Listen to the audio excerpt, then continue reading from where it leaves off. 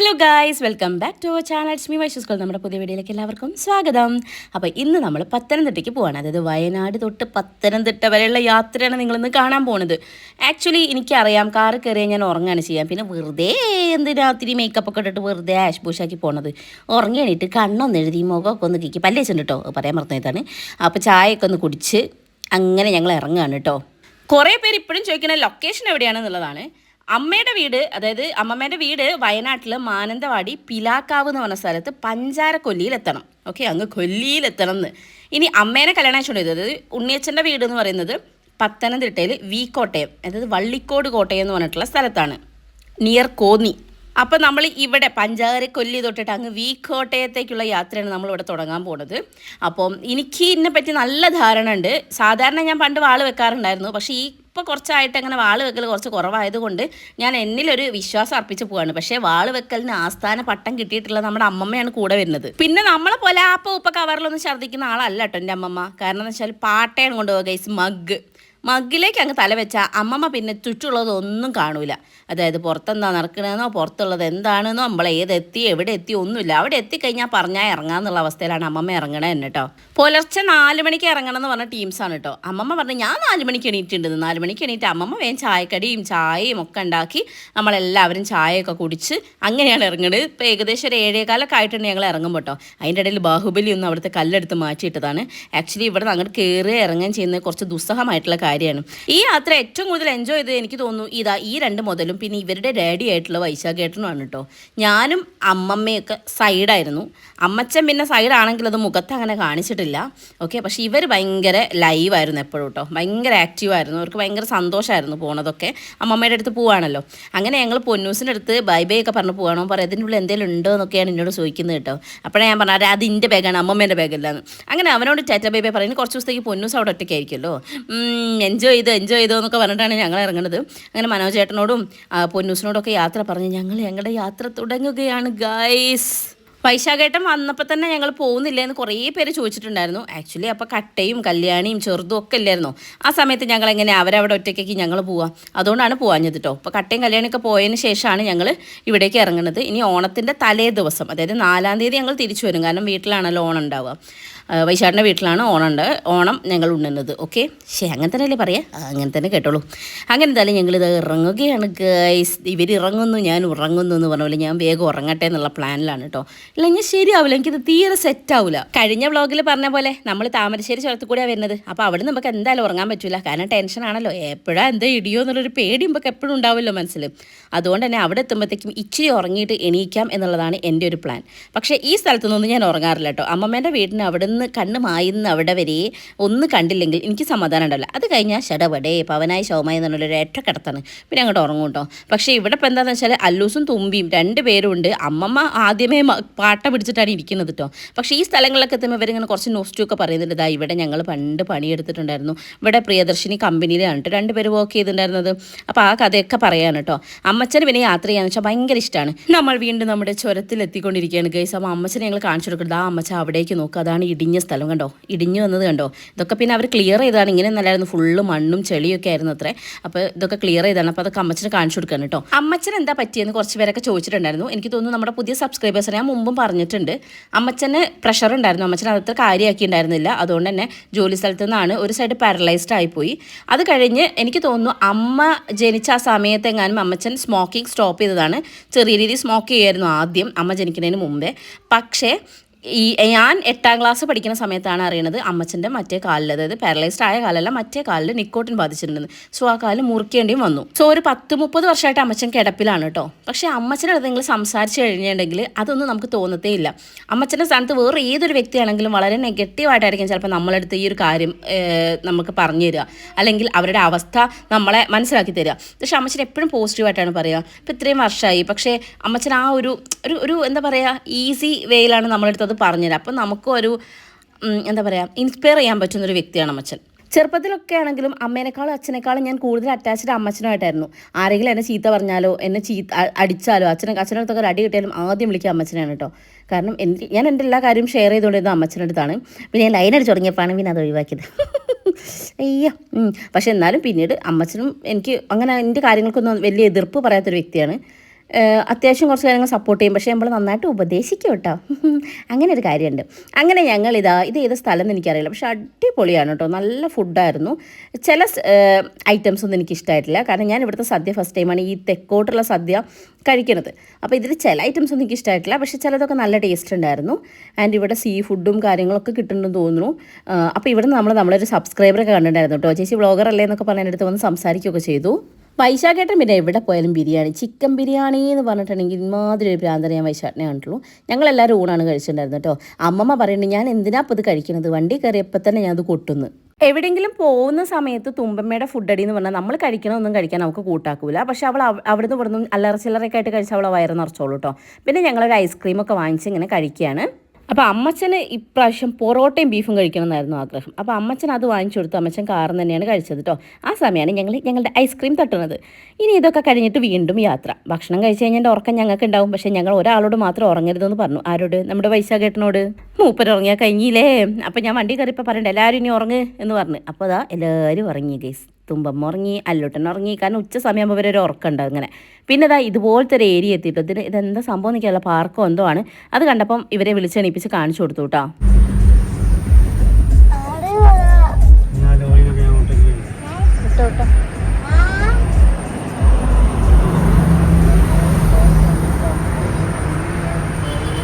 കടുവ ഇവിടെ നോക്കൂ. ഇതാടി ഇവിടെ പശുവും ആനതാ കടുവ.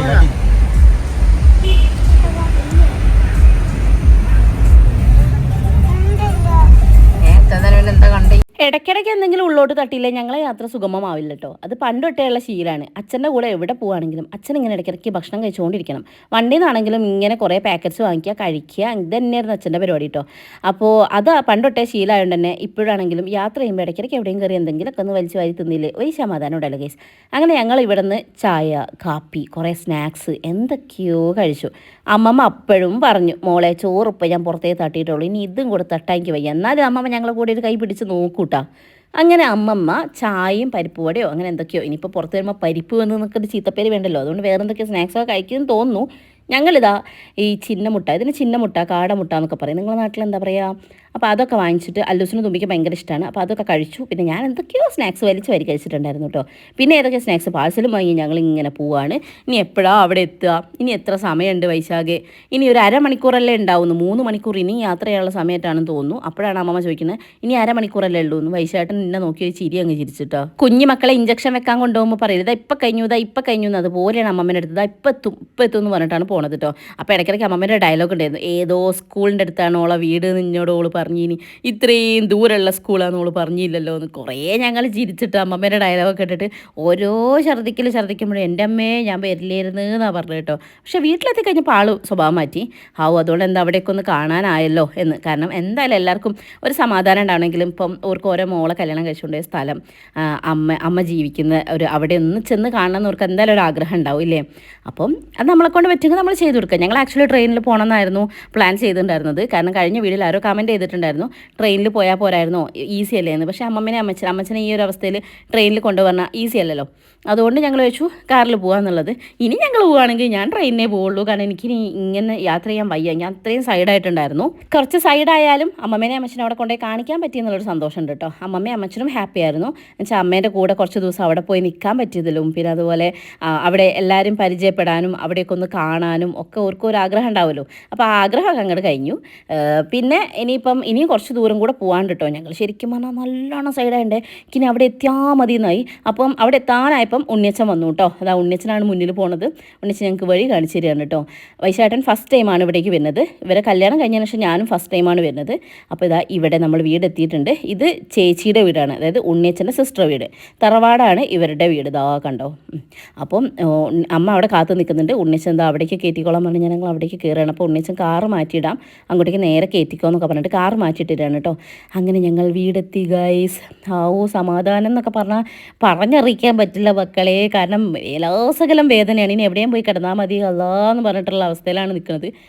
അത്രയും എനിക്ക് യാത്ര മടുത്ത് പോയിട്ടുണ്ട്. പക്ഷെ അവിടെ എത്തിയൊരു സമാധാനം, അമ്മേനെ കണ്ടൊരു സന്തോഷം ഒക്കെ ആലോചിക്കുമ്പം സാരമില്ല, കുഴപ്പമില്ല എന്നുള്ളൊരവസ്ഥയായിരുന്നു കേട്ടോ. ഇനി കുറച്ച് ദിവസം കഴിഞ്ഞിട്ടാണല്ലോ പോവാം. ഞങ്ങൾ 4-ാം തീയതിയാണ് തിരിച്ചു പോവുക കേട്ടോ.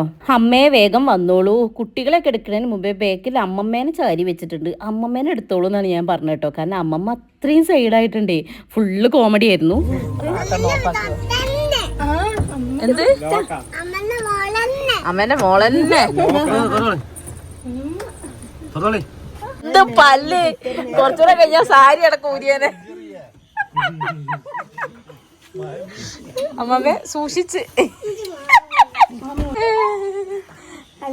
എവിടെ ഉഷാന്റി? ആ എല്ലാരും നിഴലുകളും കാണുന്നു. ലക്ഷ്മി ചേച്ചി എവിടെ ചോദിക്കി തുമ്പാ? അമ്മമ്മ ശരിക്കും പറഞ്ഞാൽ നന്നായിട്ട് സൈഡായിട്ടുണ്ട്. പക്ഷേ അമ്മമ്മ ഇവിടേക്ക് നല്ല കേട്ടോ, കോഴിക്കോടേക്ക് വരികയാണെങ്കിലും അമ്മമ്മ സൈഡാണ് കേട്ടോ. അപ്പം ഉണ്ണിയച്ഛന് 2 സിസ്റ്റേഴ്സാണുള്ളത്, ഗീതാൻറ്റി ഉഷാൻറ്റി. അപ്പോൾ അവർ താഴത്തെ വീട്ടിലാണുള്ളത് കേട്ടോ. അപ്പം ഞങ്ങൾ വന്നപ്പോൾ വേഗം മുകളിലേക്ക് വന്നാണ്. അമ്മമ്മ ഇരിക്കണാണ്ട് ഞാൻ കുറേ ചിരിച്ചിട്ട് അമ്മ നീ ഒന്ന് പോയേ ചിരിക്കാണ്ട് എന്നൊക്കെ പറയുന്നുണ്ട് കേട്ടോ. പക്ഷെ നന്നായിട്ട് ഇനി ഒന്ന് കുളിച്ച് കഴിഞ്ഞാൽ സെറ്റാവുമായിരിക്കും. ഒന്നാമത് അമ്മമ്മ ഞാൻ കഴിഞ്ഞ വ്ളോഗിൽ പറഞ്ഞില്ല, അമ്മമ്മ ഇന്ന് വീണായിരുന്നു. അപ്പോൾ അതിൻ്റെ ഒരു ക്ഷീണവും കൂടെ ഉണ്ട്.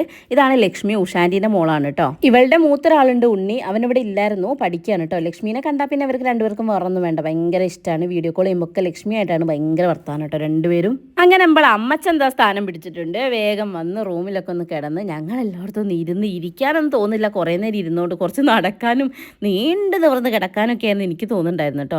അപ്പം അമ്മ അതാ വേഗം വന്ന് ഞങ്ങൾക്ക് ഫുഡൊക്കെ തരാനുള്ള പരിപാടിയിലാണ്. ഉണ്ണിയച്ഛനും അമ്മേനെ എല്ലാ കാര്യങ്ങൾക്കും ഹെൽപ്പ് ചെയ്യും കേട്ടോ. അടുക്കളയിലൊക്കെ എന്തെങ്കിലും ഉണ്ടാക്കാനാണെങ്കിലും ഒക്കെ ഉണ്ണിയച്ഛൻ മുൻകൈ എടുത്തിന് നിന്നോളും. ഭയങ്കര താല്പര്യമാണ് എല്ലാം ചെയ്യാൻ വേണ്ടി.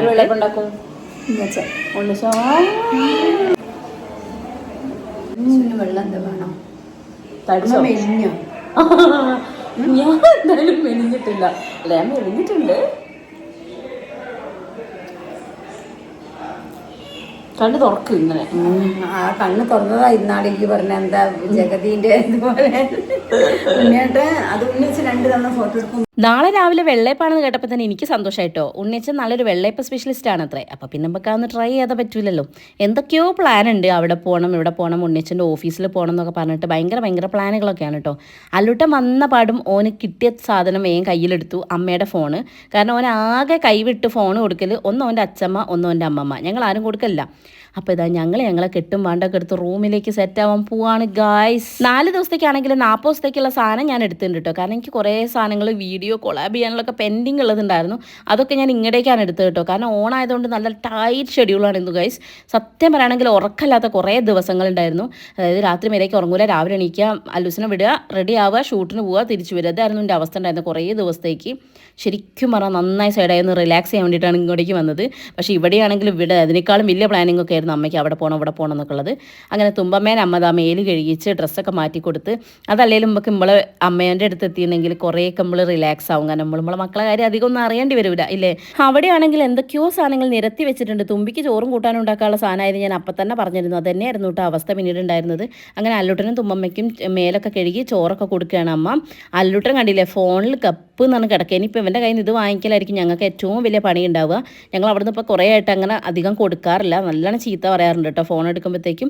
അങ്ങനെ പിന്നെ ഞങ്ങൾ എല്ലാവരും പാടി ഇരുന്നത് ആ ഭക്ഷണമൊക്കെ കഴിക്കുകയാണ്. സാധാ ചോറ് മതി എന്ന് ആദ്യമേ ഞാൻ വിളിച്ച് പറഞ്ഞിട്ടുണ്ടായിരുന്നു. അമ്മമ്മ ഒരു കഞ്ഞിയൊക്കെ കുടിച്ചു നിന്നിട്ട് അതിപ്പോൾ എപ്പോഴാണ് പുറത്തേക്ക് വിടണോ വേണ്ടയോ എന്ന് ആലോചിച്ചിരിക്കുകയാണ് അമ്മമ്മ കേട്ടോ. സാധാരണ പല്ല് വെക്കാതെ വീഡിയോ എടുക്കാൻ അമ്മമ്മ സമ്മതിക്കാറില്ല. പക്ഷെ ഇപ്പം എന്ത് പല്ല് എന്നാണ് ചോദിച്ചത്. കാരണം അങ്ങനെയായിരുന്നു അമ്മമ്മേൻ്റെ അവസ്ഥ. തുമ്പമ്മ ഞങ്ങളടുത്ത് വന്ന് ജസ്റ്റ് ഒന്ന് അറ്റൻഡൻസ് ഒപ്പിട്ടിട്ടും എല്ലാം മുങ്ങാനുള്ള പരിപാടിയായിരുന്നു കേട്ടോ. അവൾ അമ്മമ്മേൻ്റെ കൂടെയാണ് എന്നാണ് പറയുന്നത്. അപ്പോഴേ ഞങ്ങൾ പറയണ്ട അങ്ങനെ പറ്റില്ല, ഞങ്ങളടുത്ത് കിടക്കണം എന്നൊക്കെ പറഞ്ഞിട്ടുണ്ടായിരുന്നു കേട്ടോ. കാരണം 2 പേരും കൂടി ആകുമ്പം ബുദ്ധിമുട്ടാവില്ലേ. അപ്പോൾ അല്ലൂട്ടൻ ഓൾറെഡി അവിടെ സീറ്റ് പിടിച്ചു, ഞാൻ അമ്മമ്മയുടെ അമ്മച്ചൻ്റെയും കൂടിയാണെന്ന് പറഞ്ഞിട്ട് അങ്ങടേക്ക് പോയി. അപ്പം തുമ്പമ്മേനെ അവിടെ പിടിച്ച് വെക്കാൻ വേണ്ടിയുള്ള പാടുപെടലാണ് കേട്ടോ. പക്ഷെ കുട്ടി ഓടി രക്ഷപ്പെടുകയാണ് കേസ് ഞങ്ങളടുത്ത് നിന്ന്. എന്താ ചെയ്യുക? അവിടെ ഞങ്ങളെ കൂടെ കിടക്കടി വാടി.